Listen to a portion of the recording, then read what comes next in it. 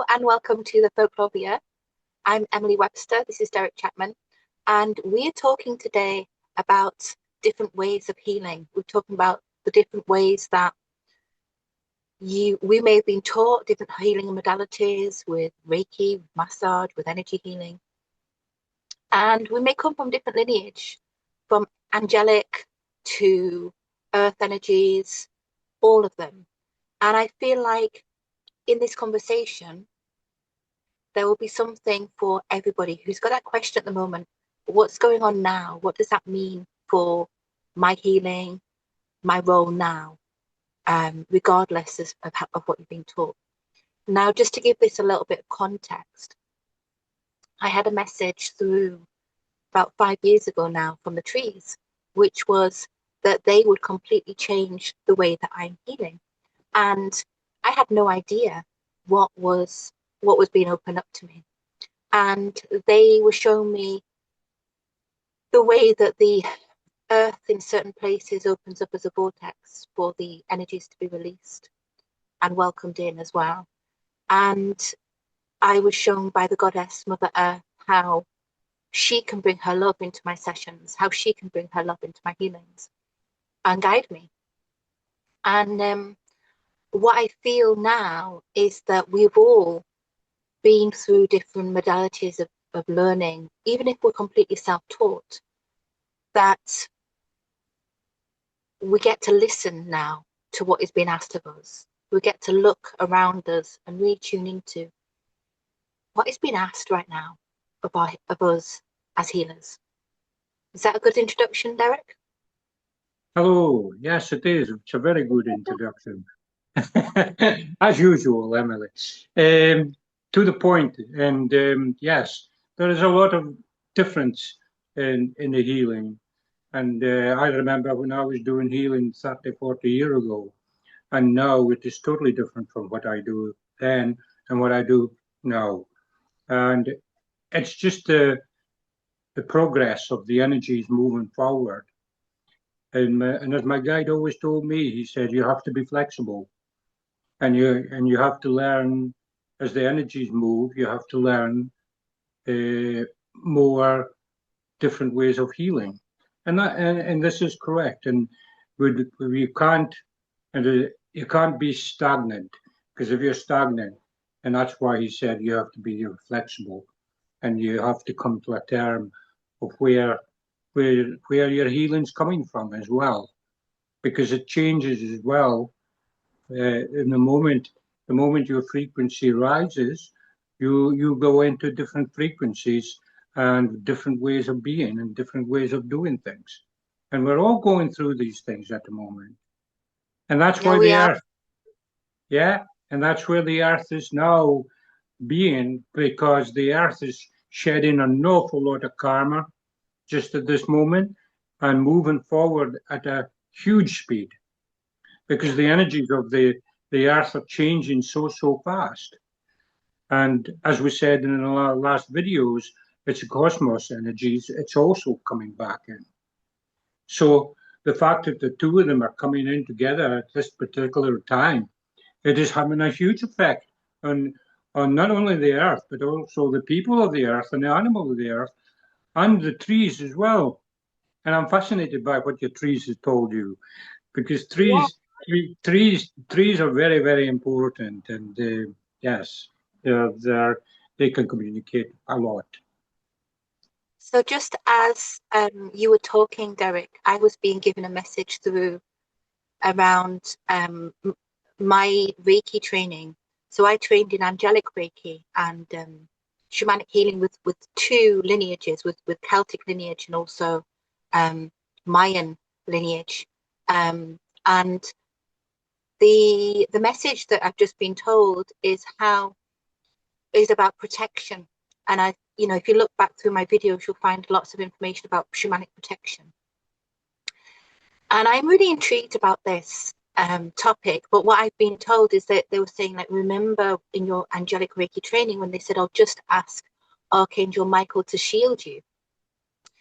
And we have an ally, don't we, Derek, that we work with, Ab, who shields. Okay, Mhm. the shielding in in energetic practice is seen as like absolutely vital, and I completely agree with that.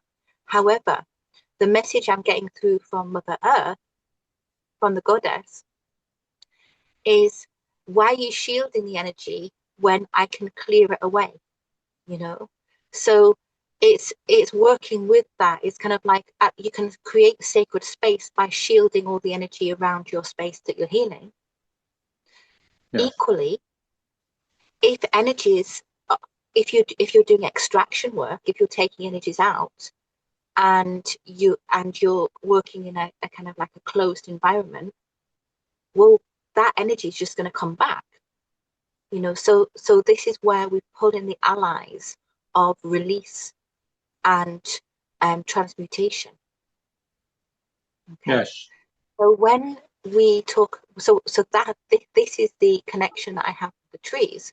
So I used to come to trees as part of the first way that the trees were speaking to me was kind of after I used to do back in the day when I only did massage or Reiki, and it was the trees would call me at the end of the session to say, let us cleanse you, let us clear all the energies, and I would be guided to put different parts of my body next to certain trees. It was an allyship, you know, it was a conversation, it was a relationship that I had with these trees in this forest. And once these energies had been transmuted by the trees, there was that reciprocity, you know, and the trees would say, I'll be saying, well, how can I support you? And they always said, bring people and to us and speak about us, tell people about how you work with us. Yes. But I didn't have all the pieces back then. And I feel like I'm really getting all the pieces now. And one of the pieces is that if we have like one healing space which is shielded by Archangel Michael, by globe around Archangel Michael, it's like, well, where does that go after the session? So the water allies and the wind allies and the fire allies really want to work with us healers so that they can support the transmutation of this energy, because the work is vital that we're doing, but it's not vital if we're not clearing up after ourselves, right? Yeah, that's correct. Absolutely. And when you're doing that kind of work and connecting into the Mother Nature, and that's basically what you're doing, because we're all Mother Nature. And when you're connecting into your client, you do energy work, but it's very difficult to understand what you're what you're doing, basically. Because for me, sometimes the light just comes in and that's it, and the light does all the work, and it cleanses a lot of the stuff away. And when you do the aura of the person and cleanse that, and that is mostly where all the identities stick to you, and there is some identities actually come deep within you when you're doing the healing. And when you need to get them out, it is harder to get them out. Of course it is. But you come to terms with that because you pull in your energies and your allies, as you say, and they help you immensely to get these identities out of your client to make them heal. And this is very, very important, and this is changing a lot. When I started doing this healings, it was very, very difficult to get these identities out, and you had to challenge them, and you had to stand in your truth, as you could say, and really channel them, and really be deep within them, and take this light. And they howled, and they pulled everything and did everything they could so that they couldn't get away from. So one question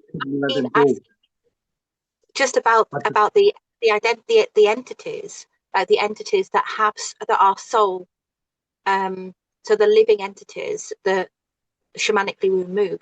Historically, shaman would suck them up into their bodies and remove them in that way, you know. And you know, I've spoken to many people in the shamanic council around that, and that made so many shaman ill, You know, there's so many people that know people that have Yes, died from doing yes, those practices. And you know, the other thing I wanted to add in as we were talking was the question: what is giving the thing fuel? Okay, so one really important question that I ask around my clients around energies that they don't want around them, even if that's like thought forms like um doubt, or it's a thought form, a self-destructive thought form. Okay, and these are thought forms which have been internalized, which may have started externally, but they've been internalized, and we remove them, but not only remove them with our allies, but we also remove them by asking ourselves, what is fueling this?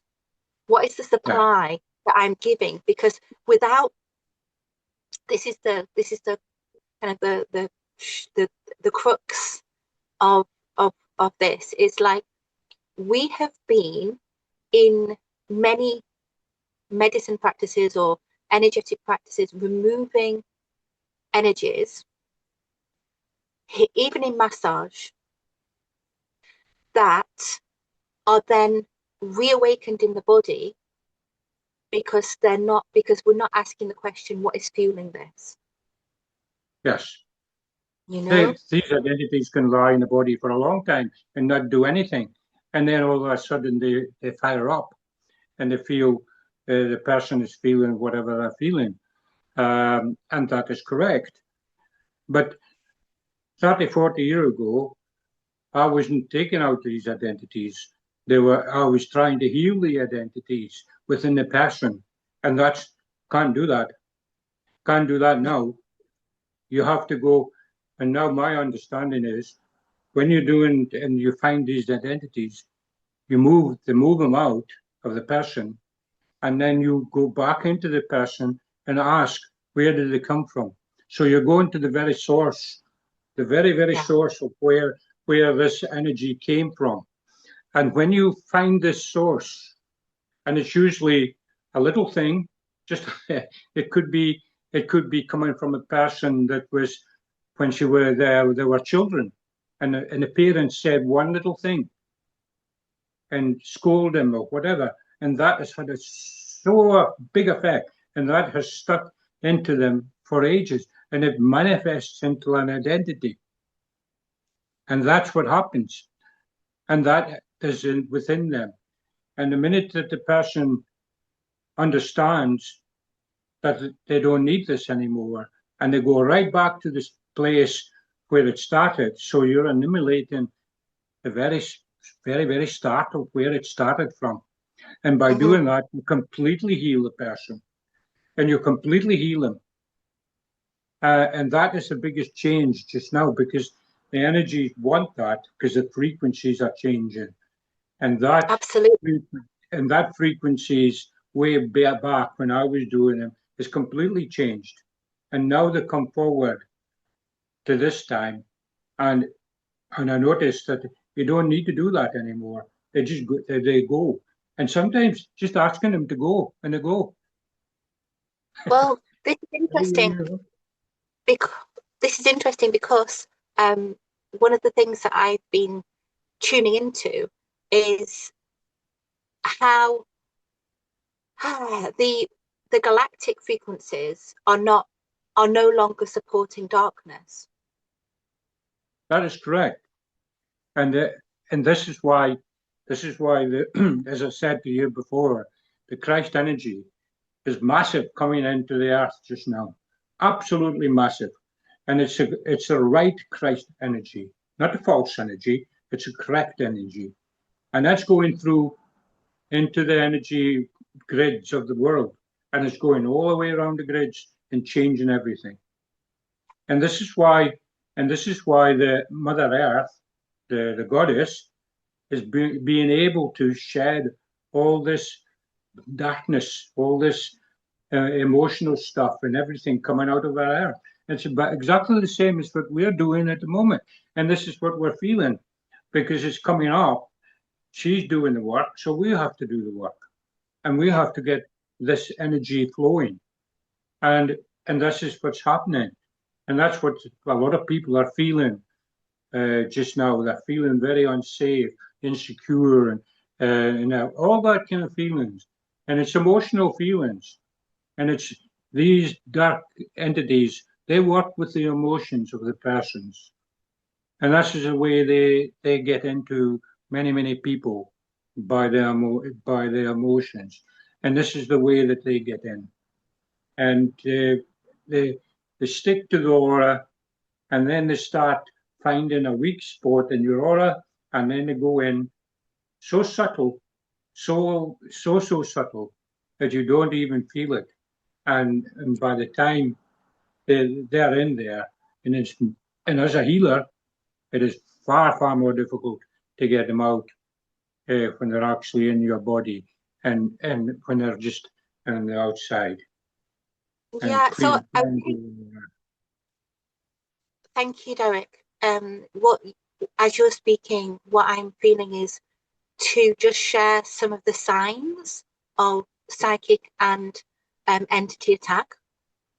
I think that would be really useful just to share that with people. So a friend of mine went through a huge separation from his wife, and became very the grief hit him profoundly. And as I was talking to him, I met him up with him like a couple of times, like once a month for a few times, and I gradually began to notice his energy changing, and I was just asking my guides, I was like, what's happening, what's going on? And the message was that it's got through, the energies have got in through the grief, yeah. the attack had come through the grief. And so you and I did this work together, didn't we, when we were clearing his soul, and we were removing the energies. And it's very often when somebody is on the cusp of expansion in their life in some ways. It's very often when somebody's about to speak in a bigger way or express themselves in a bigger way, when these energies try and pull them down. And so what I'm being guided to share is that to have a really strong awareness of how you feel, how does your emotions feel, how does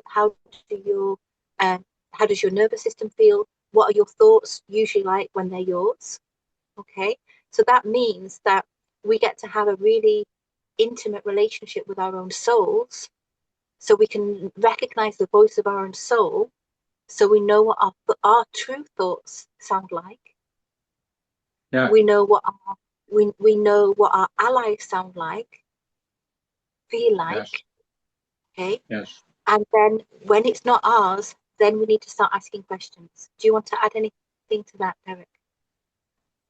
Well, when that identities come in, mostly because your soul is not in with you, and I know it's a lot of understanding to come to that, but sometimes when you heal a person, the soul is not actually connected in with the person, and you wonder, oh, why is the soul not connected into the person?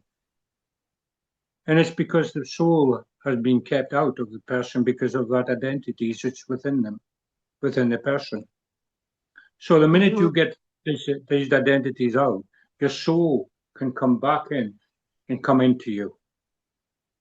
Now, when you're connected in with your soul, the energy of the soul is you, and you are the energy of the soul. So the soul can heal so much better than anything else would be. You can go to any of the healers, but the soul knows you more, and it's your energy, and it's your blueprint of you. And when the soul goes in, it expands and goes right down to your aura. Now, when that happens, you don't get these identities coming in, because the identities can't come. They'll try hard, and then they'll try very hard indeed. But this is what I found out when I'm doing healing. And now when I do healing, the first thing I see is, where's the soul of that person? And it's always If a soul's not in, it's always standing on the shoulder of the person here. And me, and that's where I see it. And I speak to the soul because the soul can communicate with you. And I said, why are you not in the person? And the person can actually say to you, the soul can actually say to you, the reason why I can't get into the person. Yeah. And I said, oh, okay, fine. What can I do to help you that? And he said, oh, if you could do something X, Y, Z, that would allow me in, and that would be great. So that's what I do. You do the X, Y, Z, and it lets the soul in. And when you do that, the person feels so much better because they're in they're one. They're together. I'm going to share something. Yeah. Yes. How important yes, is that? So I have had so just a different perspective as well. Since the age of 4, I've been aware that I've been a psychopomp. So that means that when souls die, they come to me for me to support them with their journey to the light. Strongly connected with the goddess Hecate and Osiris and Isis. I'm sharing this because when souls come to people who they think can support them, they will inhabit the body. So I had my grandma's part of my grandma's soul was on my heart for a long time before I passed her through to the light. You know, and she wasn't ready to leave me. And that's so common. So very often when I call in the illuminated ancestors as part of my practice, they're my allies because I work with the dead, you know, and so having illuminous ancestors of each family that I work with, they can guide me about what needs to happen. Equally, you know, there was my friend Roger, who died last year. When his soul came to me, I knew that I had suffered a possession because I suddenly got extremely angry. And I asked my soul, is this my anger? And the answer came through as no. So what did we do? I went to his home, I got out my drum, and we did the psychopomp ceremony for him. There was a lot that came through that he needed to communicate before he went. And you know, it's not so I suppose I'm sharing all of these things because you might not be depressed.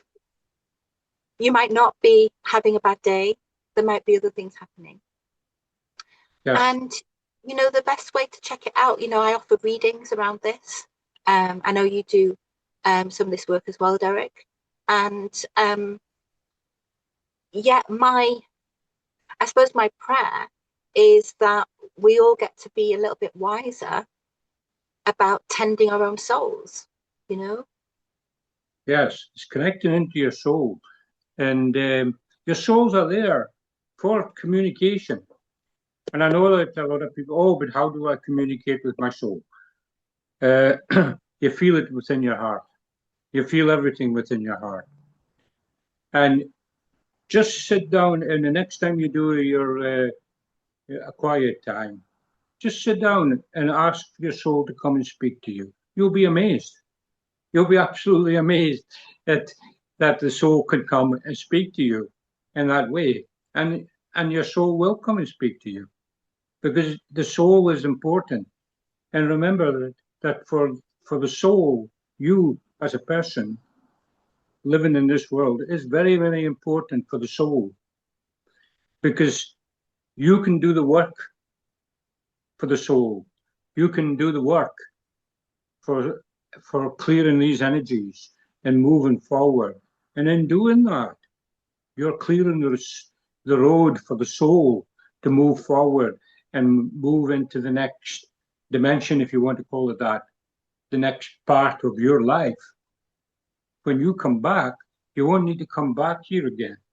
And this is the beauty of doing this work. And you're not only doing it just for yourself, you are actually doing it for the whole world and for everybody on this planet. So don't think you're just doing it for you, because you're not. You're doing it for everybody. Mm. And when you start doing this work, even this little work, and I mean little things, and you think, oh my gosh, I've just managed to do that. That's brilliant. That is fantastic. Because remember, the minute you throw a pebble into a pond, the ripples go right through and right to the other end of the pond. So it Mm. does everything. So That's beautiful. your little bit of healing is very, very important because it has this ripple effect and it goes through to the very end edges of where you need to be. And in doing that, you move on to the next bit and you move on to the next bit. And it is just like an onion, different layers and different layers. But when you start this journey of healing and communicating with your soul and communicating with the energies, you can't stop. You can't stop because you don't want to stop and you want to move forward to get more knowledge. And the more knowledge you can come in, the more you can do for you, for your soul, and for the earth. Yeah, And that's basically what healing is all about. it really is. And I just want to finally come back to the trees, if I Yes, you love your trees, Emily. can. And so I just wanted to come back to the trees with that, like the way that the mycelium in the trees is connected with everything. And so trees really know themselves because it's that they're getting that constant communication from the earth and from the galactic energies and from the goddess energies as well. They're like this interface of constant communication. And really, we get to be that too, you know, bringing in the energy from Mother Earth up through our roots and bringing in the galactic energy from through our crown, the divine through our crown, and really tuning into all the energies. And as we do that, we really know ourselves much more deeply. We know what it feels like when the goddess is communicating with us. And it is so natural for her to communicate with us because she is our mother and our home. Yes. And so having a relationship of love with our home, with our mother, with the source of creation is part of the healing, because once we've got that peace, that is protective in itself. Knowing thyself, knowing land, knowing the Yes. energies of the land around you, knowing your energies of your home, knowing your allies, knowing your soul, all of these are protective pieces. And in my previous video, when I talked about extraction, I spoke about the ways in which soulless energies seek soul energy. Okay, and so what protective mechanisms do we get to use to stop that from happening? To stop pure soul love energy being misused? Well, we get to recognize it within our own bodies and energy bodies and keep it safe and say, oh, that's mine, and speak to it and value it and love it. And that in itself is hugely protective from it being Yes. misused. Very, very much so. Yeah. Very, very much And so. The soul helps the person, and the person helps the soul, and they keep a balance between the two of them. And in the balance is where you are.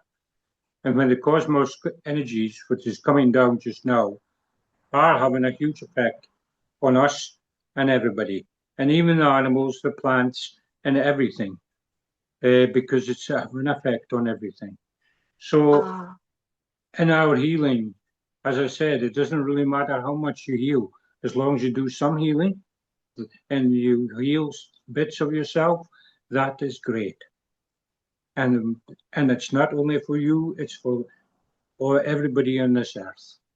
And thank you so much. that's where we need to stay and look after ourselves in the protection of where we are. And Thank if you're connected into the earth, and the more you connect into the earth, the more you will be protected, and the more knowledge comes to you. And in this knowledge, your guides or whatever can work in a higher frequency and heal you to a higher standard. And that's what it's all about.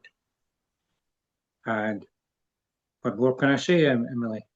Well, just as a final word, Derek, I was just going to say that we are really looking at this relationship that we have between ourselves and our planet right now, energetically in our work, aren't we, Derek? And Yes. When we the phrase that's come up, when we didn't know what was sacred, so we didn't protect it. So now that we know what is sacred, we get to protect it. And the thing that I really encourage you to protect right now is your heart energy, your pure heart energy, your love energy. Don't dismiss it. Welcome it into your life, your soul, your connection with the earth and the cosmos. That's yours. And exactly. Exactly. And in that, I'll just say this, and in that, in the power that you are, because I don't like using the word power, but in the power that you are, you have got more ability than anybody else that you think that you have. You've got so much ability, and we have so much ability. But all this is going to come out, and all the information is going to come forward. So we're all listening to this information that is on its way to us at this precise moment. So thank you, Derek. Thank you so much for everything you've shared today. That was absolutely beautiful to hear you expressing these things, and you're radiating with love, shall I say, Derek. Thank you so much for sharing that. Thank you for listening to all of what we've shared. I hope it's supportive. And if you have any questions, then please let me know. I know that one of the comments under my last video was to share more about shamanic extraction, and we will do. But we just wanted to share this video today around healing because it felt really important. Thank you so much. Lots of love from me. Thank you. Thank you, Emily. Thank you.